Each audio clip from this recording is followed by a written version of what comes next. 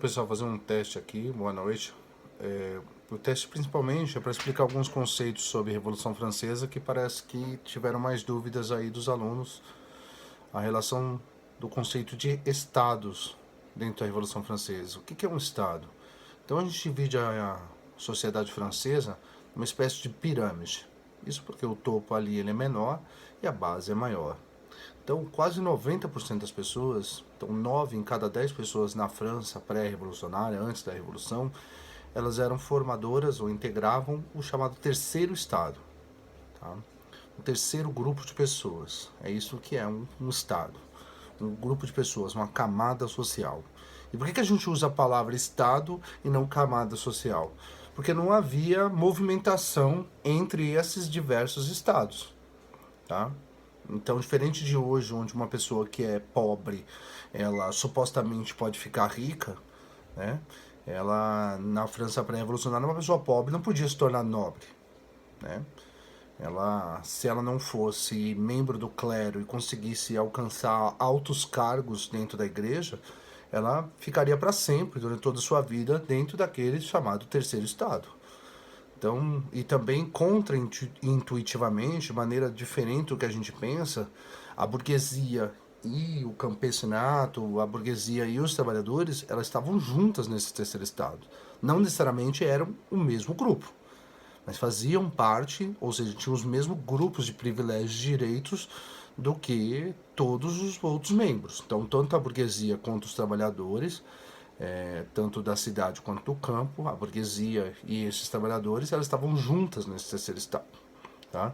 É muito mais à frente que alguns pensadores vão propor uma separação entre aquelas pessoas que são os trabalhadores e os burgueses.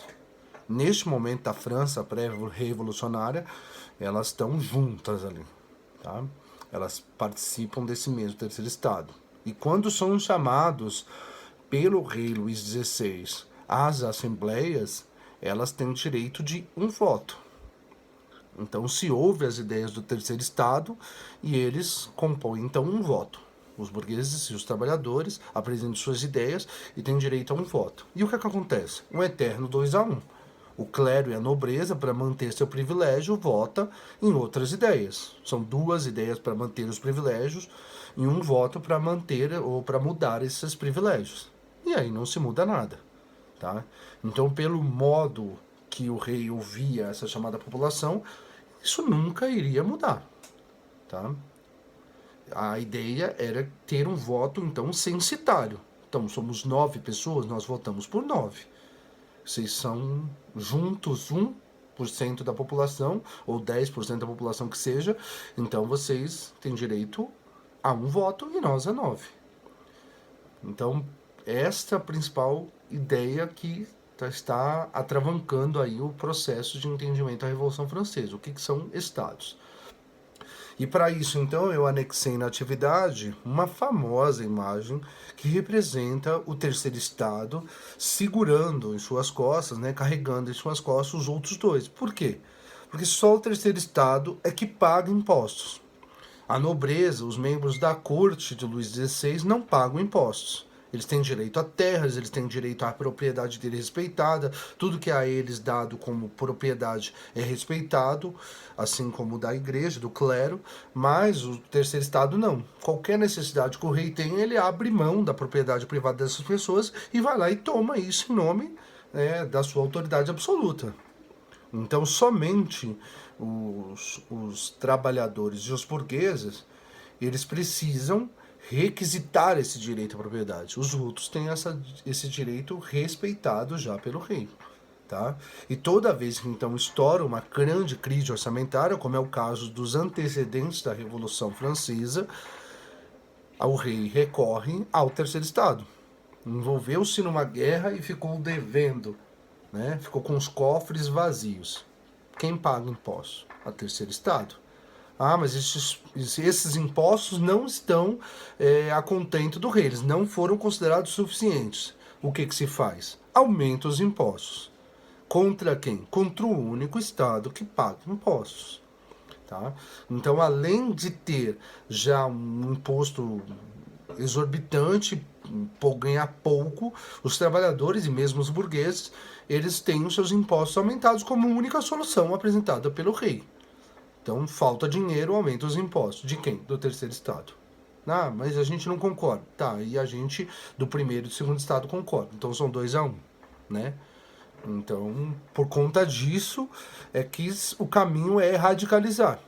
Né? Pegar em armas ou em espadas e facas, como é o caso das mulheres que vão até o Palácio de Versalhes, interpelar o rei Luís XVI, as chamadas peixeiras, que eram as únicas que tinham por lei o direito de andar com essas grandes facas porque trabalhavam com peixes, e elas usam desse recurso e vão até o palácio do rei Luís XVI, apontam essas facas que elas usam para limpar peixe e rendem o palácio. Elas são as primeiras a invadir o Palácio de Versalhes e fazer a corte do rei Luís XVI de refém. Sem grande, claro, vamos dizer assim, embargo dos soldados que estavam ali, estavam protegendo, porque estava todo mundo cansado. Inclusive, os membros do exército ali, soldado raso, eles viviam na mais absoluta miséria.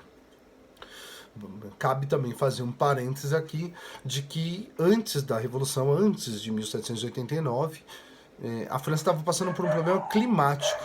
Né? Um problema climático. O que é esse? Faltava alimento, porque houve um inverno extremamente rigoroso.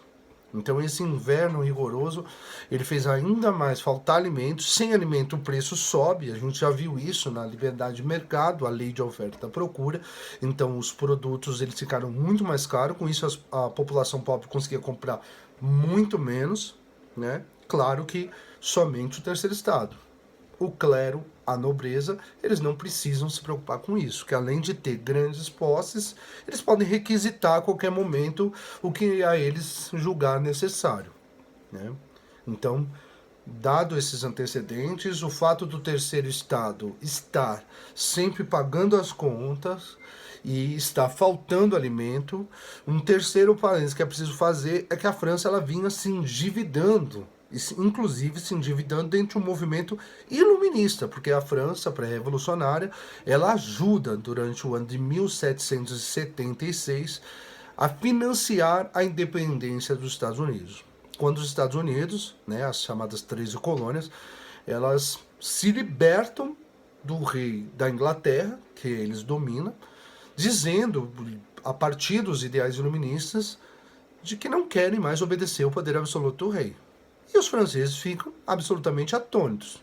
Peraí, então a França concorda que os Estados Unidos deva fazer valer os ideais iluministas, que não devam obedecer o poder absoluto da realeza, desde que seja o rei da Inglaterra. Mas aqui na França, a gente tem que pagar.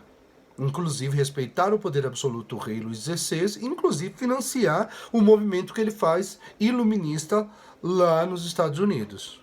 Então é um grande contrassenso que na hora de fechar as contas ou fechar as ideias não se fecha. Resta aos franceses do terceiro estado radicalizar, revolucionar. E por que a gente usa por fim a palavra revolução? A palavra revolução só pode ser usada quando tudo aquilo do jeito que era se altera. Quem é que manda, deixa de mandar. Quem é que obedece, deixa de obedecer. Tá? É isso. Vamos tentar fazer um vídeo teste aqui para ver se solucionam essa questão. Havendo a possibilidade desse vídeo, aí vocês me disserem que esse vídeo ele serve para esclarecer alguma questão, a gente amplia. Senão eu posto outros vídeos que já estão disponíveis aí em outras plataformas como o YouTube. Tá certo? Valeu, obrigado.